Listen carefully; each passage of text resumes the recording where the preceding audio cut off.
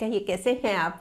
वैसे तो लेडीज़ को अपने अपने हस्बैंड्स को लेके ना बहुत सारी शिकायतें हैं, बहुत सारी नाराज़गी है, पर एक नाराज़गी ऐसी है जो कि बहुत सुनने में आती है, मतलब बहुत कॉमन है, और वो है मेरे हस्बैंड में ईगो बहुत है, मैं बहुत है, अपने आप को बहुत ज़्यादा समझते हैं, मतलब इतना कि मुझे कुछ समझते ही नहीं है। कहीं भी इंसल्ट कर देंगे मेरी, कहीं भी डांट देंगे, गुस्सा कर देंगे, या जो मैंने बोल दिया ना बोल दिया, बस मैं तो बिल्कुल ठीक हूँ और मेरी बात ना पत्थर की लकीर है। तो ना इस तरह की देख के ना, उनका बिहेवियर देख के बड़ा बुरा लगता है, बहुत दुख होता है।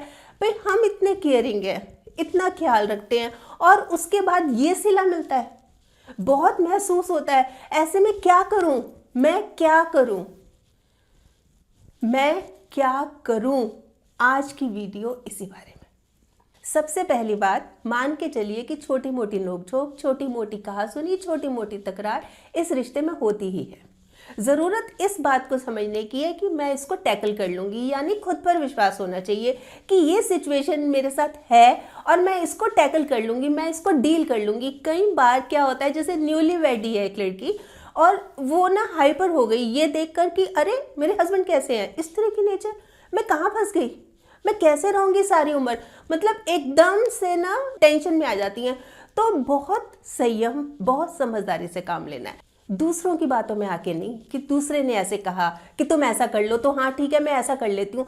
अपनी समझ से अपनी समझ लगानी है। अब ये आपकी लाइफ है और जल्दबाजी तो बिल्कुल नहीं करनी। मतलब कोई भी अगर आप निर्णय ले रही है ना, तो एकदम से नहीं कि हाँ हाँ ये ठीक है ये कर लेती हूँ मैं, है ना, ये चीज़ नहीं, सोच समझ कर। मतलब ऐसा ना हो कि आपने कुछ डिसीजन ले लिया फिर बाद में पूरी जिंदगी, अभी तो जिंदगी शुरू ही हुई है, पूरी जिंदगी फिर पछताना ही पड़ जाए कि ये मैंने क्या कर दिया, काश मैंने उस समय थोड़ी पेशेंस रखी होती, काश मैंने थोड़ा सा समझदारी से काम लिया होता। देखिए बहुत ज़रूरी होती है ये चीज़ समझनी, बहुत ज़रूरी होती है, क्योंकि बहुत दुख होता है। कितनी बार देखने में आता है, अभी शादी को 8 महीने हुए हैं, अभी शादी को साल भर भी नहीं हुआ और झगड़ा करके बैठ गए। क्यों? क्योंकि ईगो है। थोड़ा सा समझदारी से तो काम लीजिए। अब आती है दूसरी बात, आप ये देखिए कि वो ट्रिगर कब होते हैं। ट्रिगर यानी कि उनकी ईगो हर्ट कब होती है। जब ईगो हर्ट होती है तभी तो कुछ बोलते हैं, तभी कुछ बोलते हैं, फिर बदमज़गी हो जाती है ना। कब होते हैं, किस समय होते हैं? जैसे कि एक वाइफ अपने हस्बैंड को क्या बोल रही है, मेरे मायके में तो 2-2 गाड़ियाँ हैं, यहाँ तो एक मोटरसाइकिल ही है, वो भी बहुत पुरानी सी। या मेरे जीजा जी तो जब छुट्टियां होती है ना तो विदेश जाते हैं, हम तो कहीं इंडिया में ही नहीं कहीं घूमने गए। मतलब इस तरह की बात, वो उनको पिंच होती है, उनको हर्ट होती है।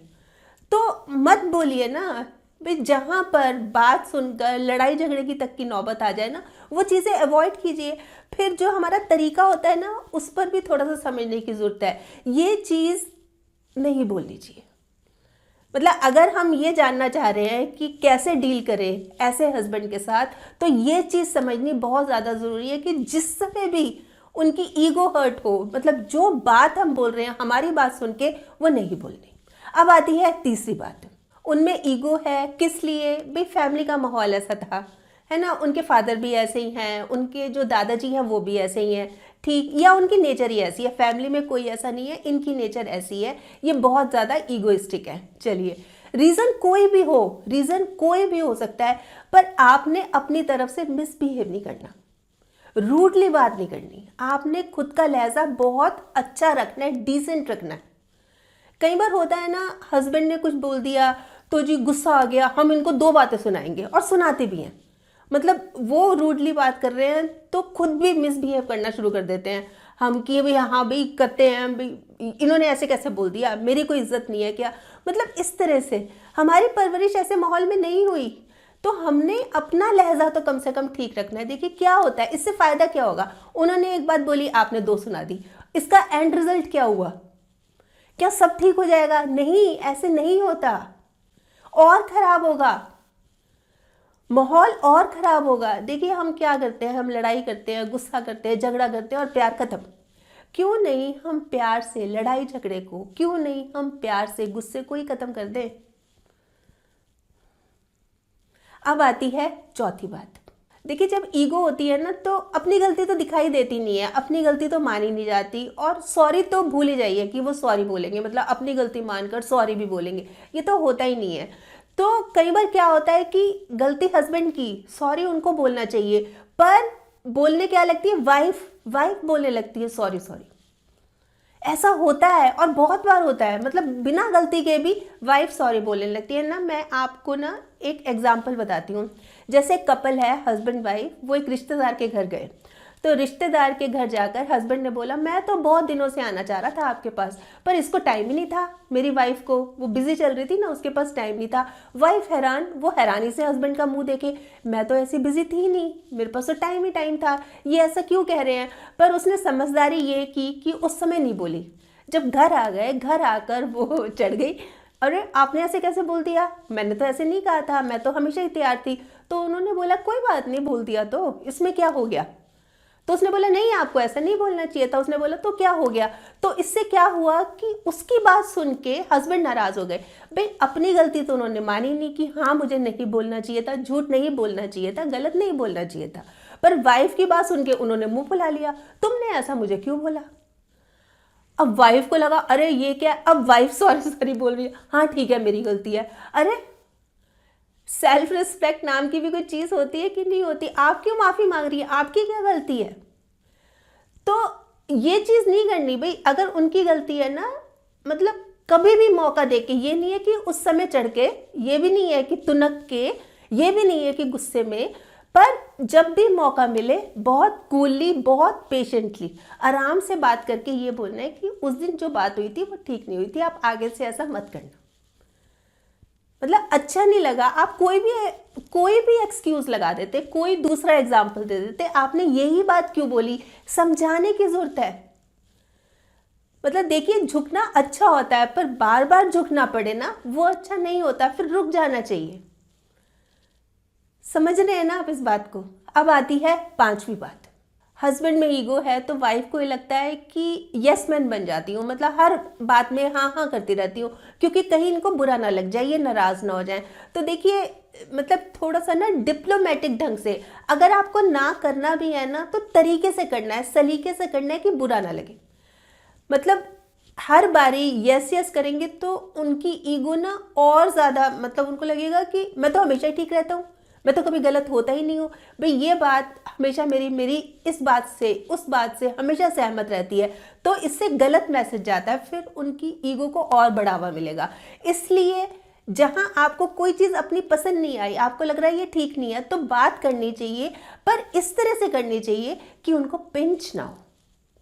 समझ आई आपको बात, बहुत डिप्लोमेटिक तरीके से। अब आती है छठी बात।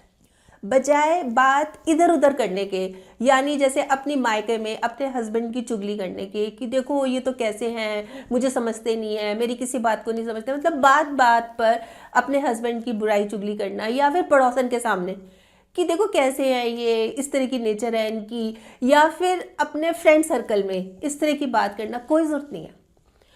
मतलब क्या होता है कि जिसके साथ हमें प्रॉब्लम है ना, अगर हम उससे अपनी बात क्लियर करें और खुल के करें तो ही फायदा होता है। सुधरना किसको है, ठीक किसको करना है, हमने हस्बैंड को करना है ना। डील किससे करना है, हमने हस्बैंड से करना है ना। इधर उधर बात करके आपको पता है मजाक बनता है।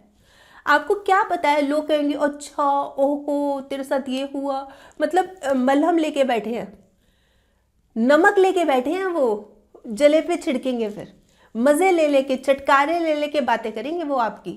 पता है आपको इस बात का। मतलब जैसे ही आप किसकी अपनी फ्रेंड को बताया, जैसे आपने देखो ये ऐसे ये इस तरह से करते हैं, इस तरह से करते हैं, आपके जाते ही अपनी फ्रेंड ने, जो आपकी फ्रेंड है उसने फ़ोन मिला लिया अपनी फ्रेंड को, और पता है क्या हुआ था, वो आई थी आज ऐसे ऐसे हुआ, बड़ी चटकारे ले लेके।